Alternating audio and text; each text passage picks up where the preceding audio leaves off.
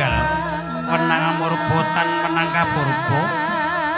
ingkang hangayomi sagunging kawula dumadi Usdum kiwayang mangsa kala dumawing kodrat titiwanti kang wis anekani siat mojo temanten kekalihan netepi tata pacara senebat tata pacara panggih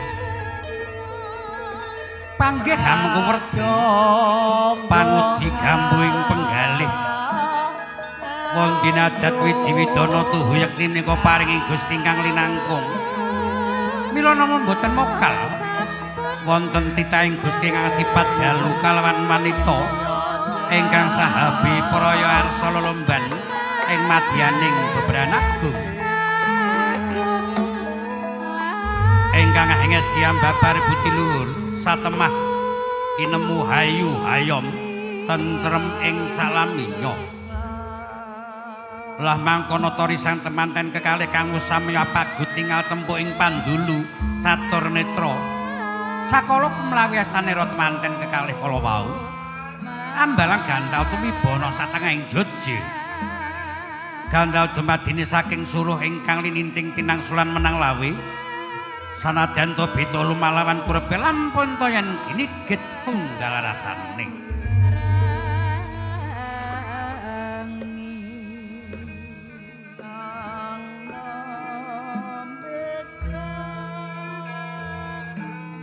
mangkono risan teman kalih kang wis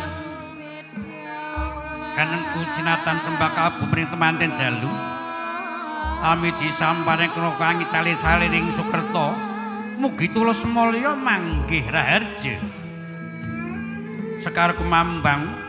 para lembita lamun to winiwir tembung manis lumantar kedaling lati minangka dadi pambukaning karya tama tumanem tuntuming nala sakala temanten kekalih ayu ayom tentrem ing saklaminya mangkono temanten kalih kang wis gedhe katresnane minangka dadi pilihane kenemu wayu judha manunggal cipta rasa budi lan karya saparipurnanipun panggih temanten daya sinenguban sindur ingkang awarna seta menyang reta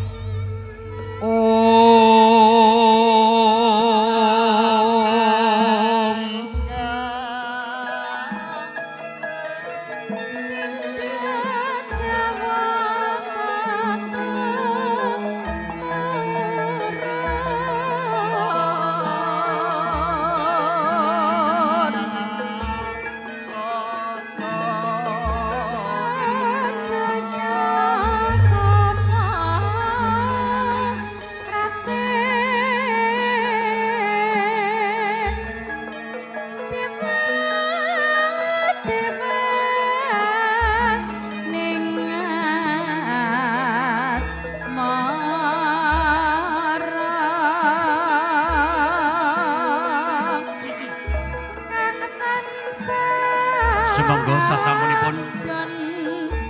temanten kekalih dipun wonteni bobot timbang satraji katresnanipun ingkang putra kekalih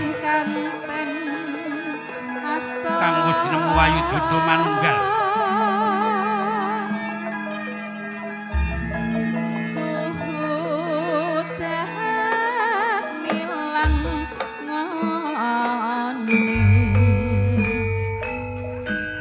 sasampunipun temanten kekalih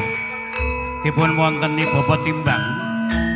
kalajengaken kacar kucur rombongan kembul bujana Ndrawina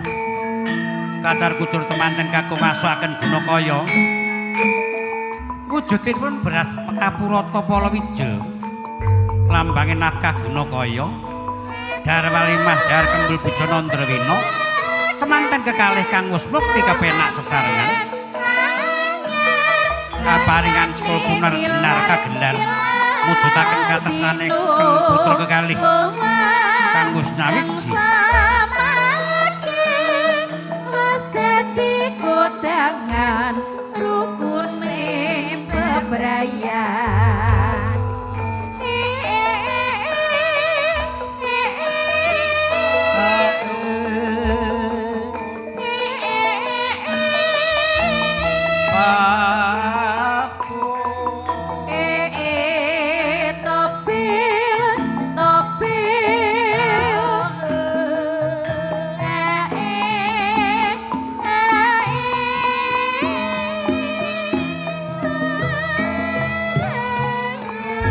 Katur dumateng panjenengan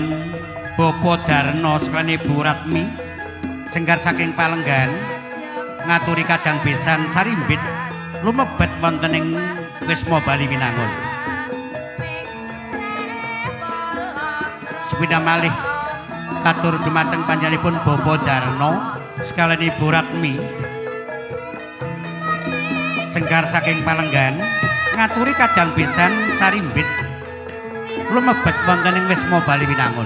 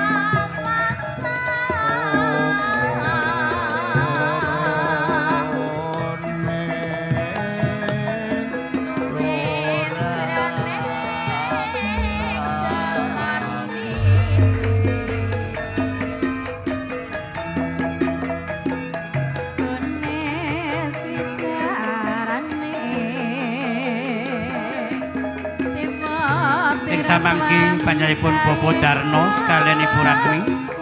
ngaturi kadang besan sarimbit.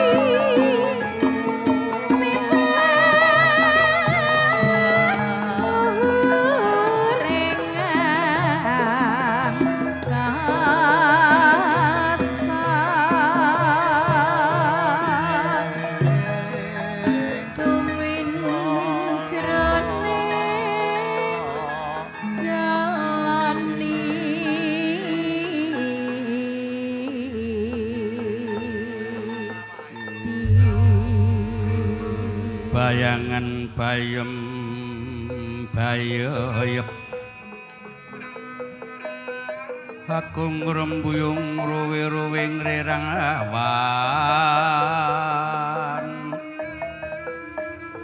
para taruturi karandan kondang kedondong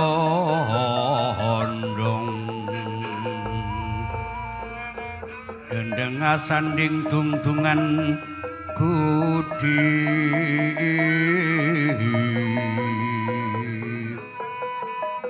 benguk-benguk manguk-manguk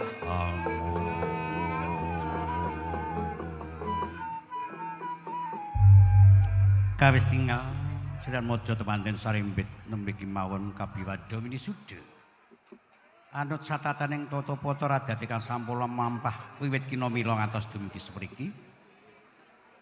Binerkan dening Gusti Allah Subhanahu wa taala mugi temanten kekalih anggenipun kembat watang babar layar wontenipun bebrayan saged